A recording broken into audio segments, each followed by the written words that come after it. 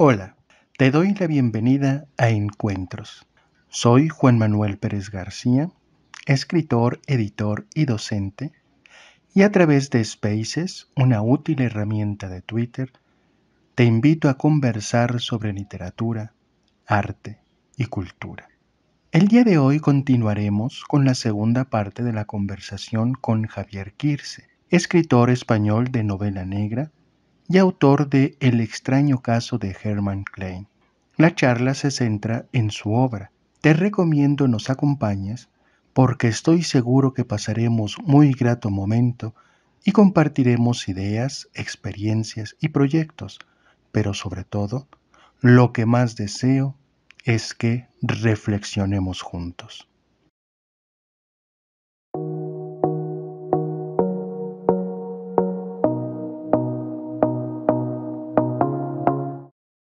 Ya empezamos a hablar de la novela, El extraño caso de Hermann Klein.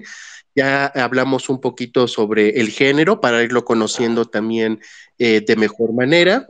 Antes de entrar así de lleno con los diferentes elementos que tengo planeado conversar contigo, preguntarte, me gustaría así de manera breve, ¿nos podrías hacer una reseña de tu obra para que el público la vaya conociendo, se vaya Bueno, interesando pues en ella? básicamente es la historia de un detective, Juan Steinberg, que ha tenido un pasado difícil, un caso que luego se descubre que pasó realmente en Barcelona, que está retirado, recibe una llamada de una misteriosa corporación llamada Inshell para que viaje a Hong Kong para la resolución de un caso.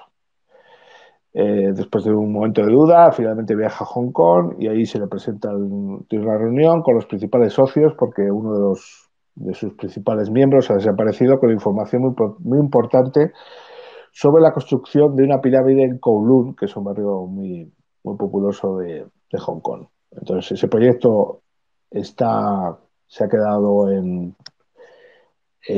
parado, debido a que ese miembro, a ese socio principal de la sociedad llamado Hermann Klein, ha desaparecido. Entonces, la encomienda, lo que le ofrecen, lo que le dicen a Juan Stammer es que tiene que buscar a ese Hermann Klein en la populosa Hong Kong lo antes posible para que se pueda llevar a cabo el proyecto. Esa es la sinopsis de la novela. Mencionas en esta idea tuya de no centrarte solamente en un solo género, además de la novela negra, ¿qué otros géneros has ido metiendo en tu obra El extraño caso de Hermann Klein? ¿Qué otros géneros el lector va a poder identificar Bueno, pues ciencia en ella? ficción, por el rollo distópico, incluso apocalíptico que se presenta, ¿no? Porque al final el proyecto tiene relación con el fin de la civilización y de muchas cosas sociales y políticas. Erotismo, por supuesto, también se relaciona mucho con el noir. Fantástico, con el tema de los poderes psíquicos y especiales que tienen varios protagonistas. Histórico, se hacen muchas referencias históricas a la Segunda Guerra Mundial, al 11 de septiembre, y luego muchas reflexiones literarias, cinematográficas y musicales, que eso me viene también mucho de Borges, soy un gran borgiano, siempre lo he sido. Y aunque Borges no habla de música, de cine, yo sí que lo hago, pero bueno, el tema de incluir muchas referencias literarias me viene mucho de Borges también, sí.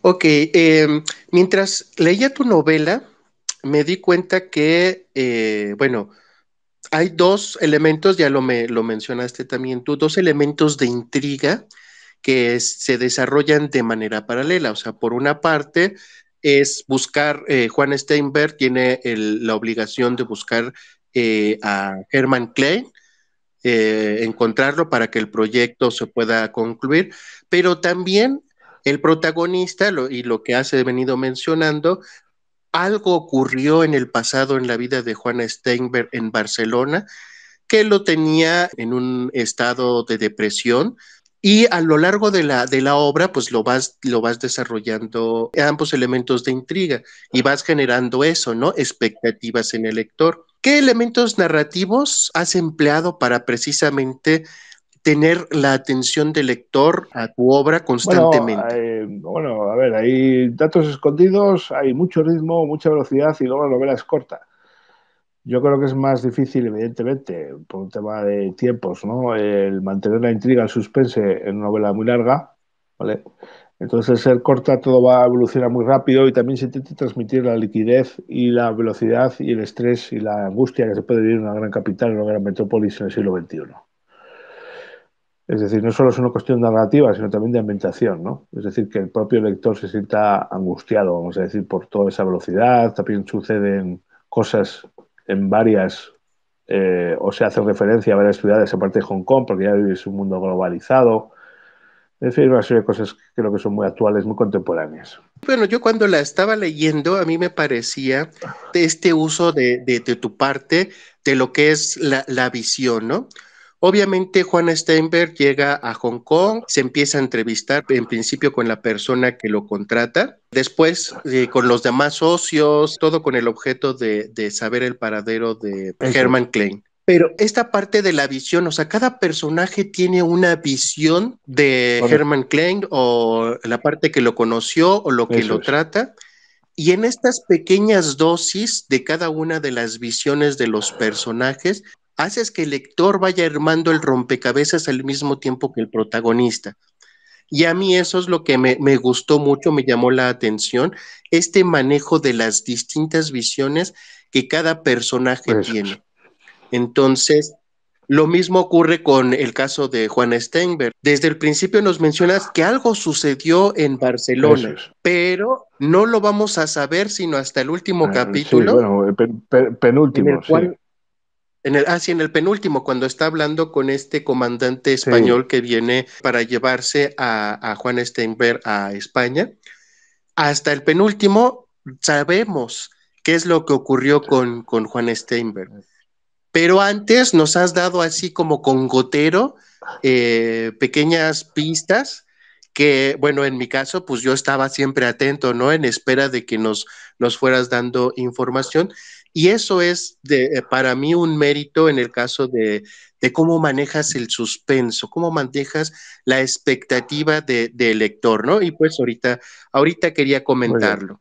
No sé si quieras agregar un poco más sobre Bueno, es una eso. técnica difícil, es difícil. Hay un dato escondido en el primer capítulo y esa también técnica de Poe. Y luego hay más. Entonces, a ver, es un artificio complicado, muy costoso, muy laborioso, sí.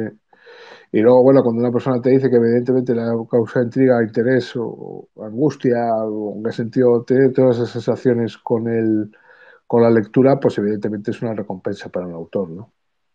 Sí, sí.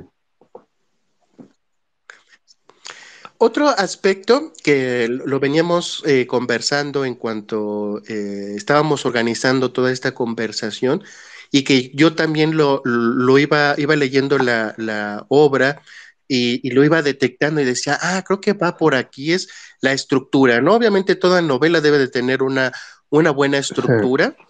Yo siempre menciono que una obra es como un edificio. Tú tienes que elaborar toda una estructura que es las vigas, los pilares, etcétera, y ya después tú le puedes poner la eso decoración es. que quieras. Pero si no tiene una buena estructura, bueno, ese edificio puede colapsar.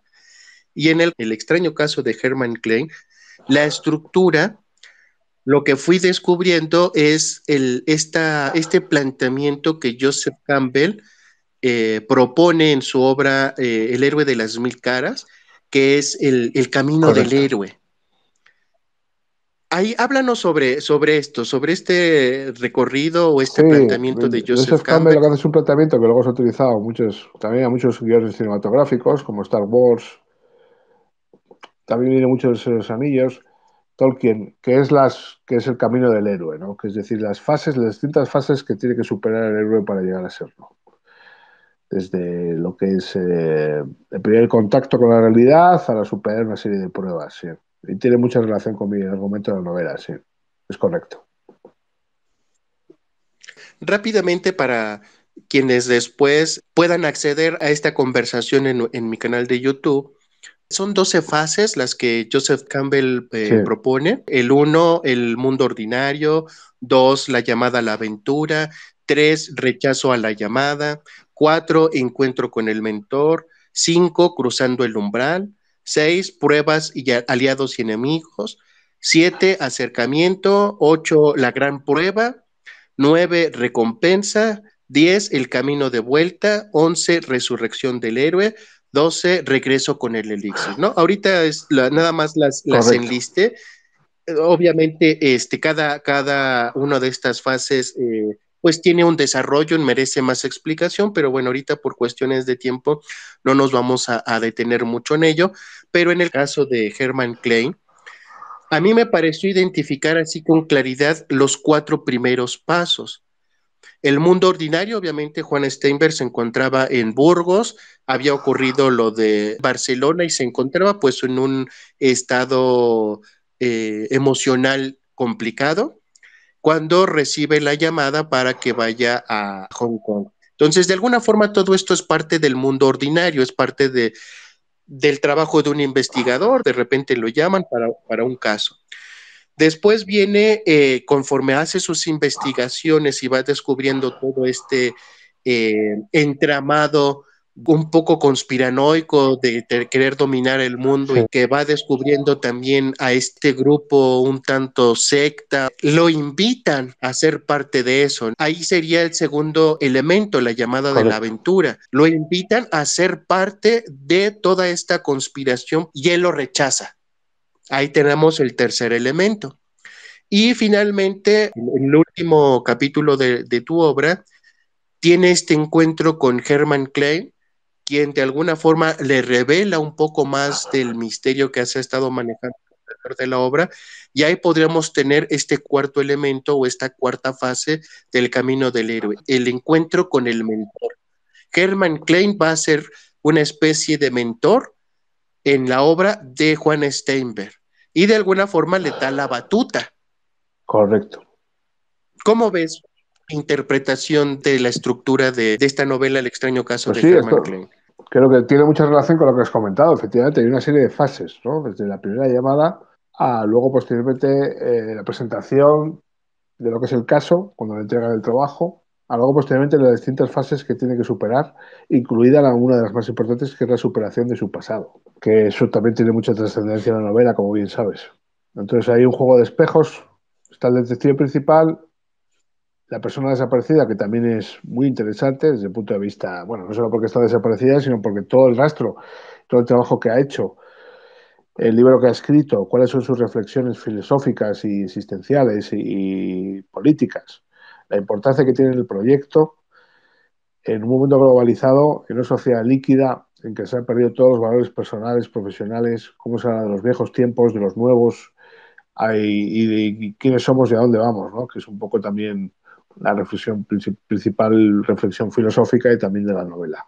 Cuando leía la obra y se iba desentrañando un poco la personalidad de Hermann Sí, Klein, no pude evitar pensar que si Hermann Klein era una especie como de alter ego tuyo, porque hay muchas cosas de sí, Hermann Klein que de lo que he conocido de ti, esta pasión por la sí, música, precisamente por el cine, también por el vino. Decía, no, pues es que tiene que ver mucho con la personalidad de sí. Javier. Los más avezados saben que sí que hay cosas mías en todos los personajes.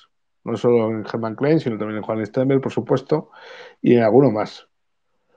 Ciertos detalles, ciertas pinceladas de cosas mías autobiográficas, y vuelvo a insistir también de mucha gente que he conocido, porque no solo estoy yo, están la gente, están los mensajes, están los diálogos, están las reflexiones, están los recuerdos de muchas personas que he conocido a lo largo de mis viajes en mi vida.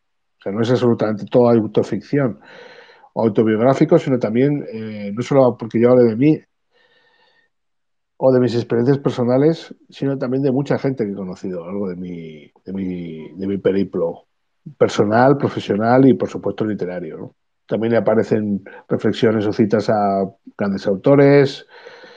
Hay un guiño muy importante en Quijote, bueno, hay varios. Y luego también a Nietzsche, Germán Hesse, Lobo Estepario. En fin, un poco mi decálogo literario, personal, existencial, filosófico, en fin, un poco de todo, ¿no? O sea que es fácil de reconocer, evidentemente, que es una obra muy personal, sí. Ahorita que mencionas de estas influencias, Nietzsche, Hermann Hesse, esta concepción de Nietzsche de la Ah, voluntad está muy presente en Juan Steinberg. Este sentido de el individuo, de alguna forma, pues tiene que ir imponiendo su voluntad para evitar que le impongan sobre él el resto del mundo, pues la visión, el comportamiento, etcétera. Esta transformación que postula Nietzsche de el camello, luego el león y al final el niño, bueno, en el caso de Juan Steinberg, está presente en su personalidad. Por eso tiene conflictos con la autoridad, pero es porque es alguien que no permite que su voluntad sea sometida por los otros. Ahí no sé si quieras desarrollar un poco más de Sí, esta parte sí, de sí. Bueno, Nietzsche. la idea, la ideología, vamos a decir, filosófica de Nietzsche son tres principios básicos, ¿no? El triunfo de la voluntad, la, la voluntad de poder, el eterno retorno, que también sucede en el libro, si te has fijado, y la llegada del superhombre. Entonces, y la muerte relacionada con la muerte de Dios. Entonces, basándome un poco en Nietzsche, las ideas nietzscheanas, es un tanto peligroso porque también hay, bueno, no peligroso, vamos a ver, es complejo porque también Juan Esteban al final es religioso también, es cristiano, ¿no? Pero tiene un cristianismo especial, basado en sus vivencias y en su forma de ver las cosas, que no es exactamente el cristianismo, vamos a decir, católico, apostólico romano, como decimos aquí en España. Entonces, él entiende, él ha entendido el mundo, cuál es su función en el mundo, y sabe que tiene que ser una persona humilde, tiene que ser sencillo, tiene que ser discreto, en base, sobre todo discreto, porque así, hay un detalle que siempre le llama mucho la atención, que eso sí es muy autobiográfico, que es que los personajes le cuentan la vida, directamente le dicen lo que piensan sobre algo o le dan claves sobre el caso a Juan Stammer sin que él pregunte nada. Y ha habido gente que lo ha considerado un error literario. Decir, no, pues eso no es posible, el tío no investiga. Digo, vamos a ver, es que eso es algo que a mí me sucede. Es decir, la gente, si tú eres, tienes cierta alma, cierta trascendencia espiritual, eso se transmite, esa energía se transmite y la gente confía en ti y te lo dice. Sí que es verdad que también hay trampas, es decir, no todo lo que le cuentan es cierto, está, por supuesto, es un punto de vista subjetivo, ¿vale? Pero está relacionado con Nietzsche en el sentido de que él tiene claro cuál es su posición en el mundo y cómo puede mejorarlo o hacer llevar a cabo su trabajo, que al final es lo más importante. Entonces, en base a eso, transmite una serie de cosas que la gente le hace que confíen en él. Y eso estamos relacionados con las ideas nietzscheanas que has comentado anteriormente, de triunfo de la voluntad. Es decir, yo soy Juan Stamer, yo sé dónde estoy, yo sé lo que hago, yo sé de dónde vengo y yo sé lo que quiero. Y en base a eso la gente lo entiende y se lo cuenta. Entonces está todo relacionado. Luego ya el cristianismo, pues es en base a una búsqueda de perdón o redención por pecados o errores anteriores que también aparecen en la novela. Entonces es una combinación de todo, ¿no? Pero sí, tu referencia, tu visión nietzscheana de la novela es absolutamente acertada, porque efectivamente tiene mucho que ver con luego su actitud y con sus problemas, efectivamente, profesionales y personales a la hora de querer siempre, como tú bien has indicado, imponer su voluntad. Pero no se impone su voluntad de la forma violenta o de una forma drástica, no forma agresiva, sino como algo interno, como algo asiático, como algo evolucionado. En el caso de Hermann Hesse también lo estaba relacionando, pero más que pensar en el lobo estepario, estaba pensando en Demian. También, sí, Toda parte esta asiática, parte, ¿no? Sí, Buda toda y eso, sí. esta parte de crear un nuevo Sí, mundo, y para crear un nuevo mundo hay que destruir al viejo. Y inmediatamente me vino a la mente esta frase de Demian que dice, el pájaro rompe el cascarón, el huevo es el mundo, el que quiere nacer tiene que romper un mundo, el pájaro va a Dios, el Dios se llama Abraxas. Entonces, toda esta parte de la intriga de este grupo o esta secta que se está organizando, que está construyendo este edificio en forma de pirámide con una esfera en la parte de arriba y que van a gobernar solamente 7 hombres, los más poderosos, etcétera. De alguna forma, todo el discurso que manejas allí para que este nuevo mundo, en el cual va a haber justicia social, va a haber igualdad, etcétera, hay que destruir al otro. Inmediatamente me vino a la mente Demian. ¿Cómo ves Sí, eso? sí, muy acertado, sí. Sí, bueno, luego está el túnel de Sabato ahí. Bueno, hay muchos autores que han tocado el tema del fin de la civilización, ¿no? Y de lo que va a venir después.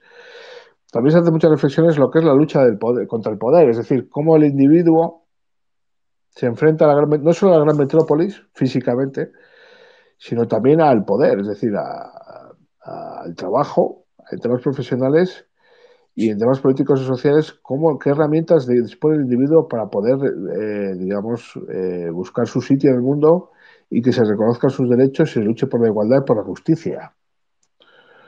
También es un tema, pues evidentemente muy político, muy social, no tiene nada de nuevo. Y siempre muy entrocado, muy relacionado con la novela negra, porque la novela negra, una de las grandes temáticas de la novela negra es la posibilidad de la justicia, el alegato por la justicia. Si ha desaparecido una niña, si ha habido una violación, si ha habido un asesinato, si ha habido un policía, un político, un investigador corrupto, eh, hay una sed de justicia por parte del escritor cuando prepara la trama y los argumentos, y por parte del lector cuando lo lee, puede decir, a ver, si realmente existe esto, la justicia de este mundo o no. Y te vuelvo a insistir, la justicia social, política, económica, eh, que eso también es uno de los principales temas de la novela. Concluimos de esta manera la segunda parte de esta conversación, misma que ha sido de gran interés. No te pierdas el último fragmento de esta charla con Javier Quirze, la cual estará disponible pronto en el canal de YouTube de Lemnos Trying. Te pido te suscribas y actives la campanita. Así podrás recibir notificaciones de nuestras actividades, entre ellas cuando esté disponible la tercera y última parte de nuestra plática. No olviden seguir mi cuenta en Twitter, @presgarmajun, para que estén al tanto de mis distintas actividades. También me pueden buscar en Facebook como @presgarmajun o con la cuenta de Lemnos en Twitter, Facebook, Instagram, Pinterest y YouTube. De igual forma, sigan a Javier Quirze en sus distintas redes sociales, en Facebook como @javier.quirze, en Twitter como @javier_quirze y en Instagram @quircej. Por último, espero que la plática les haya resultado provechosa. No olviden que el objetivo de encuentros es que nos reunamos, platiquemos y reflexionemos juntos. Buenas noches y hasta pronto.